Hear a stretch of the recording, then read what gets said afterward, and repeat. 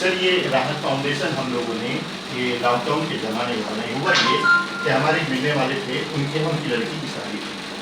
उन लोगों ने ये कहा कि हमारे 25 लाख रुपए लगते। लॉकडाउन के ज़माने में ये हुआ कि 25-50 लोगों में ये शादी ब्याह की तकरीबात हो गई।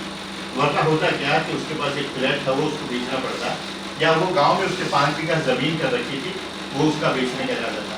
कम अखराजात में हो रही शादियों में होता ये है कि लड़की वाले कम से कम उन अखराजात से बच जाते। तो हम लोगों ने जब ये तहरीक शुरू की, सर 1.5 महीना हुआ, और इस 1.5 महीने में बहुत सी तंजीमों से हमारी मुलाकात हुई, और उसका नतीजा ये निकला कि आज हमारे बाज़ार में 2-3 शादियाँ हो रही हैं।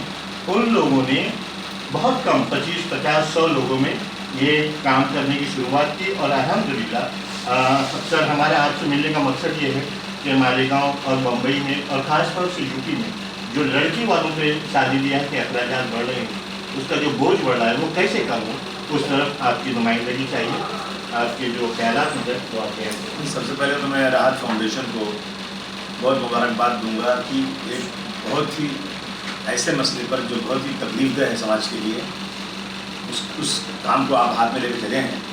देखिए, ये बिल्कुल सही है कि आज जब लड़कियां पैदा होती हैं तो गरीब तो बेचारा उसी में परेशान होता है, मायूस हो जाता है कि अब इस लड़की की शादी करना है, जहेज जमा करना है, पैसे कहाँ से लाएं।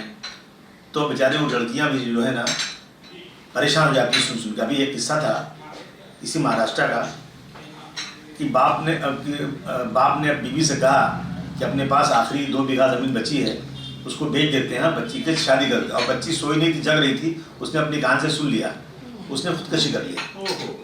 तो भाई मैं बाप के लिए बोझ हूँ, तो मर गई, ताकि मेरा बाप का जो 2 बीघा ज़मीन बची है वो मेरी शादी के लिए बिकने ना पाए। देखिए, बिल्कुल एक ऐसा काम जैसा आप शुरू किए हैं होनी चाहिए, लेकिन ये काम गरीब कर रहा है, अमीर कम कर रहा है। अमीर क्या, आज मुंबई में अगर आप देखेंगे तो शादियाँ जो हो रही है ना, उसमें 5 किस्म की रोटी, 6 किस्म का मीठा, 10 किस्म का सालन, 10 किस्म का, और एक नया चला है आजकल की जो पहले शुरू करते हैं वो स्टार्टर। इस तरह से एक कंपटीशन हो गया है। तो लोग लगते हैं अगर मैंने नहीं खिलाया, मैंने समझ पर खाता है, मैंने नहीं खिलाया तो लोग मेरी कितनी बेइज्जती होगी।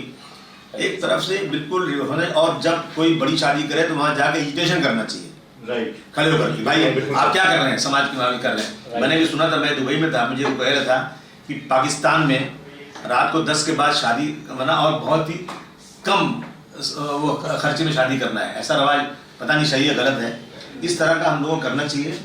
और सबसे पहले उनको ये शुरू करना चाहिए जिनको अल्लाह ने बहुत दौलत दी है, उनको शुरू करना चाहिए। और जो है, देखिए, लड़कियों का बारात जाना, लड़कियों के यहाँ ठहरना वहाँ पर, और उसको जहेज देना, ये कितनी बड़ी लानत है। ये कुछ नहीं, जिसको देना है, अगर अल्लाह ने उसको दिया है, वो धीरे से अपनी बेटी को जो देना है शादी के बाद दे दे। कोई मना नहीं है, बेटी का तो हक पूरा होता है, लेकिन शोबाजी करके लोगों को परेशान करना। मैं गोंडी में एमएलए हूँ, मेरे पास रोजाना चिट्ठी आती है। कुछ लोग तो कई करोड़ में शादी करते हैं, कुछ लोग कुछ हज़ारों में शादी करते हैं। आते हैं लोग, हम लोग अपनी हैसियत, उनकी हैसियत के मुताबिक कुछ 1000 रुपये, 2-3 जोड़े कपड़े उनको दे देते हैं, उसमें खुश हो जाते हैं बेचारे वो। तो देखिए, ज़मीन और आसमान का फ़र्क है।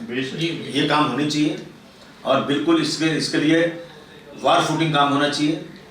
समाज में ये जो बुराइयां फैली हुई हैं ना, जहेज की, बारात की, ये बिल्कुल मुख्तसर करके जो है शादियां बहुत सिंपल होना चाहिए। मैं इसके लिए आपको बहुत बहुत बधाई और मुबारकबाद देना चाहता हूँ जो आपने शुरू किया। सर, आप जैसे हजरात अगर हमारे साथ हैं तो हमको तो पूरी उम्मीद है कि कुछ न कुछ होके रहेगा। इंशाअल्लाह हम पूरी कोशिश करेंगे और बगैर थके हुए करते रहें। इज्तिमाई शादियाँ, इससे कितना बड़ा वो होता है। अभी शादियाँ होती, इतनी गरीबों की शादी हो जाती है। तो अभी मैंने सुना है, मुझे नहीं मालूम सच्चाई क्या है, चिलिया समाज के, लेकिन जो मॉडर्न हो गए वो नहीं।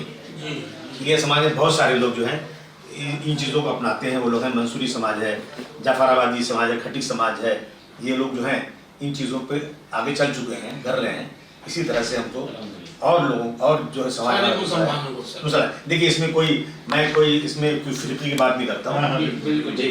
हर शख्स को, चाहे कोई भी हो, भारतवर्ष का नागरिक हर जात हर बरादरी का हो। जो मुसलमान को वैसे दबा कुचला उसके पास तो वैसे यहाँ पे वैसी जातियों ने ना नौकरी मिल रही है उसको, ना कुछ है, कहीं टायर पंचर बना रहा है, कहीं गाड़ी साफ कर रहा है, कहीं बैटरी बेच रहा है, कहीं झाड़ू लगा रहा है, कहीं चाय बेच रहा है। एक मुसलमान का हालत यहाँ पे, तो कम से कम बेचारा उसको लगता है यार देखो मेरी बेटी की शादी करना है अच्छी जगह पे तो मुझे ज़्यादा खर्चा करना पड़ेगा, सब बेच देता है अपना। तो ये चीज़ें अपने को करनी चाहिए। मैं बहुत मुबारकबाद देता हूँ और हम लोग सब इसमें मिलकर काम जरूर करेंगे। ये बुराइयां हर तरीके में हैं भी, हाँ। ऐसा नहीं कि